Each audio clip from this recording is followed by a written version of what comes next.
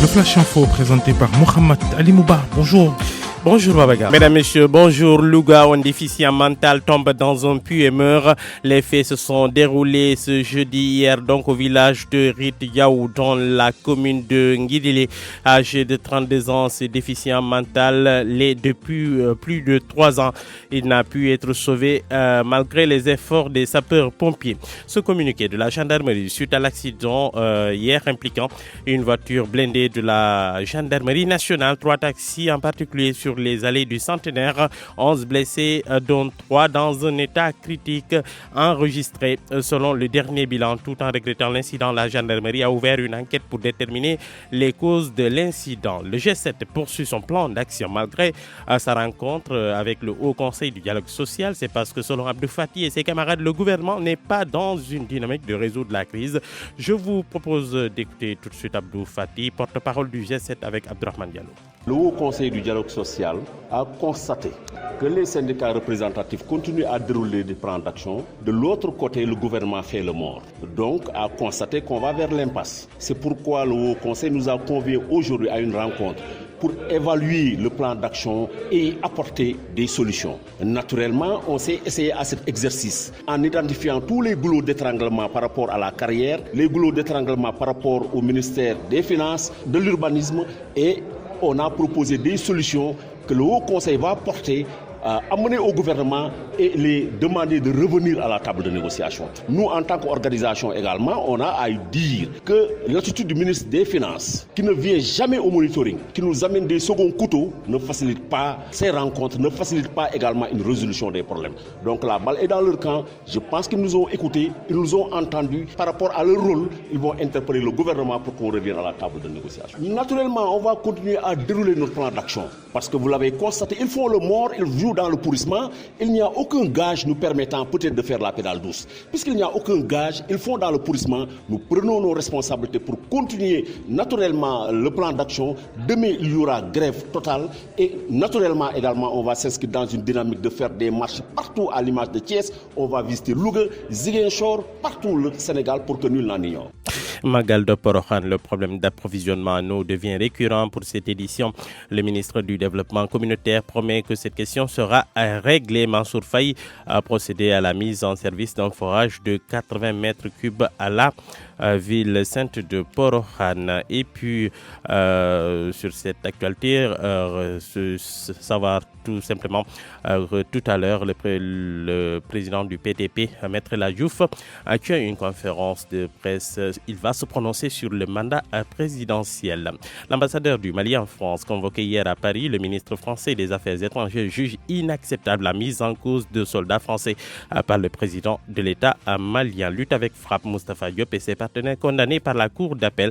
Le patron de Hockey Africa et Link Telecom contraint de payer au lutteur Modlo et MSN le reliquat. Ce dernier doit recevoir 26 millions du promoteur condamné à payer à 2 millions de dommages et intérêts au leader de Tai Shinge. Moustapha Diop se dit surpris de la tournure des événements.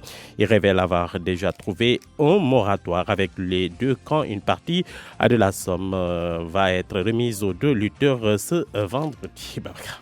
Merci Mohamed Ali Mouba. Dans l'actualité, il y a aussi le coronavirus qui débarque en Afrique de l'Ouest. Un premier cas a été enregistré au Nigeria. Il s'agit d'un ressortissant italien qui revient de Milan il y a 3 jours. Ce matin 6h tegal na juróomi minute jàngeen jëf mbokk yi yeewoo ak jàmm bismillah ci xabaar yi ci tënk ci wolof ànd ceeg Mouhamed Ndiaye salaamaaleykum Mouhamed. waaleykum salaam Serigne Fall Babacar maa ngi lay nuyu maa ngi nuyu waa Sénégal di rafetlu ni ñu àndi ak rajo Futur Média jukkib xabaaru suba si dañ koy dooree ak lu yéeme lu xew ca diwaanu Louga di benn waay boo xam ne àndul ak xelam toll ci fanweeri at ak ñaar moo daanu ci benn teen jaara ca faatu yëf yi démb ci alxames ji la amee ca Rité Diaw di village bu nekk ci commune bu Ngideli foofee kon ci diwaanu Louga pompier nag jéem na ca lu nekk ak it ñi ko doon xeetali waaye daal yàlla deful mu génn ca ak bakkan moom waa joojee nga xam ne kon àndul ak xelam. Gendarmerie nationale génne communiqué di ca leeral lu jëm ci accident bi nga xam ne dafa am démb ci allée Centenaire te benn watab gendarmerie bokk ci ñetti taxi ak benn watab particulier bilan biñ ci mujjee am ci boobu l'accident toll na ci fukki nit ak juróom-ñaar yu jëlee gaañu ca ñoom ñettee seeni gaañu dem sax ba jéggi dayu lool. Gendarmerie nationale di ñaawlu lu ni mel ba noppi di xam ne dinañ ubbi blanquette ngir xam xam anal li sooke boobile accident. kuréel gi jaboote syndicat yi ëmb jàngalekat yi nga xam ne ñoo gën a maam ñu ëpp dayo ci réew mi mu di les plus représentatifs ñu naan ko G7 danañu wéyal beneen plan d'action tey jii loolee donte sax jot nañoo gisee ak au conseil du dialogue social ndajama jurul lu ñu xam ci gis-gisu Abdou Fati ak ñi mu àndal gouvernement bi amul jenn yéene wala yittey lijjanti jafe-jafe yi njàng mi di dund ñaawlu nañu it ministre éducation nationale ak taxawaay bi mu amee nga xam ne ñaare fu ñu ameelee ay ndaje du ko teewee ñu teewlu kàddu yi Abdou Fati ci micro Abdourahmane Diallo.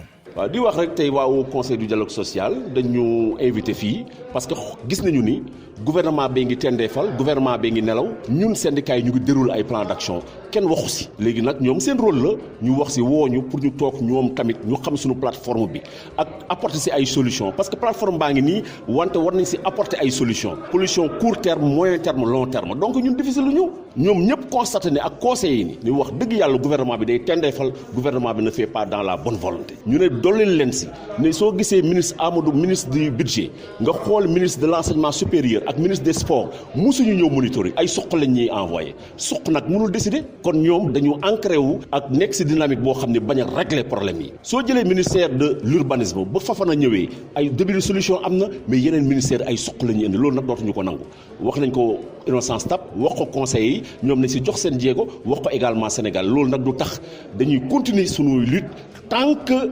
woowuñu ñu puisque dañuy ñu ngi tendeefal ñun également dañuy gën a baral dinañu am suba conférence de presse à Dakar def ay sitting si au niveau national semaine prochaine ba pare organiser ay marche Louga organiser ay marche Saint-Louis organiser ay marche Tambacounda. màggalu Porokhane seetlu nañ ne léeg-léeg ndox dafay faral di ñàkk màggalu ren kii nag jëwriñ ki ñu dénk wàllu développement communautaire di Mansour Faye xam la ne daañu def kéemtalaay kàttan ba jafe-jafe ndox de su ko nimmiku ci màggalu ren ca Porokhane moom Mansour Faye kàddu la yu mu yëkkati gannaaw ba ñu doon taal forage bu toll ci 80 mètres cube heure mu di forage bopp ña ngi ko def foofee ca diwaanu Porokhane. ambassadeur bu Mali ca France convoqué nañu ko démb ca Paris moom ministère française bi amee affaires étrangères daal dafa gis ne lu aju ci soldats yi français yi nga xamante ne ji ñoo ngi leen di maanaam joxar bi baaraamu tuuma ci li xew ca Mali loolee xel da ko mënut a nangu jàngoroy coronavirus gi dugg na Afrique de l'Ouest ma nga Nigéria loolee démb la ñu ko xamle benn waay bu jóge woon bu fekk baax Italie demoon ca réew moomee di Nigéria nee nañu moo fa yóbbu jàngoro ja Italie la jóge woon dem Nigéria boobaak léegi def na ñetti fan démb ci la kilifa yi amee wàllu wér-gu-yaram ci réew moomee di Nigéria xam le ne kon waa jooje moo fa dugal jàngoroy coronavirus gi jeexaleeg wàllu tàggat yaram wàllu lamb Moustapha Diop njiital OK Africa cour d'appelum Dakar teg na koy daan moom ak Link Telecom nee nañu fay mbër mi di Modou Lo ak Eumeu Sène reliquat bi ñu leen amel ñu jàpp ne moom Modou Lo moom nga xamante ne sax moo jële woon ndam ci boobu les combat waa OK Africa ak Link Telecom war nañu ko jox lu toll ci 20 millions ak juróom-benn ki nga xamante ne ji moo di Moustapha Diop ne loolee daal mbette la ci amee ni yëf yi def ba yegg fii ndax moom jotoon naa waxtaan ak njaan yu bëri ba ñu am ak déggoo goog yeewatoon nañ ca kon bu ca yoon duggee ba dogal ci lii moom da cay amee li nga xamante ne ji moom moo di mbetteel sëñ Fall Babacar. jërëjëf Mouhamed Ndiaye ci tënkum xabaar yi.